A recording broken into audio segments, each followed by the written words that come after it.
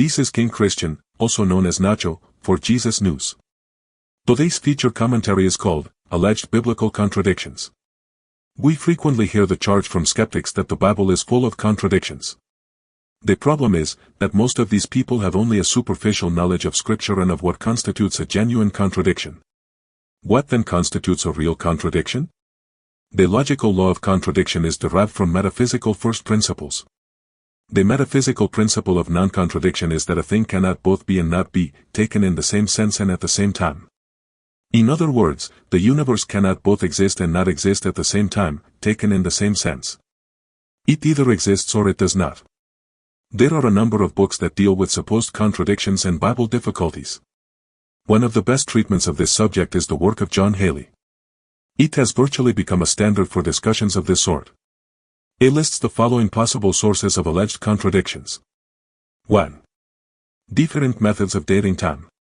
2. Different authorship styles, perspectives and priorities. 3. Difference of standpoint or of object. 4. Different principles and methods of arrangement. 5. Different modes of computing time. 6. Peculiarities of Oriental idioms. 7. Usage of several names for persons and places. 8. Usage of the same words for different meanings. 9. Translation of manuscripts. And 10. Faulty imaginations of critics. Beyond these I would also list some additional causes for alleged contradictions. First, there is ignorance. Skeptics are usually ignorant of the principles of biblical interpretation. Just because something doesn't make sense to us, doesn't mean it is a contradiction. Human knowledge and reason is fallible, imperfect and incomplete.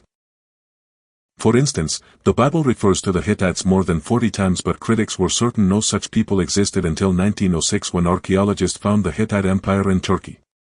Second, no single Bible writer claims to tell the entire story. As an example, the 4 Gospel accounts differ from one another precisely because the authors had different audiences to whom they were addressing themselves.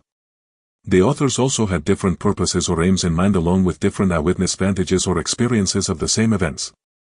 Third, there is an extreme prejudice in the minds of some critics. Fourth, there are those who are guilty of misinterpreting the Bible by taking Scripture out of its historical, cultural and literary context. Fifth, there are some scriptures that must be interpreted by the given circumstances at hand.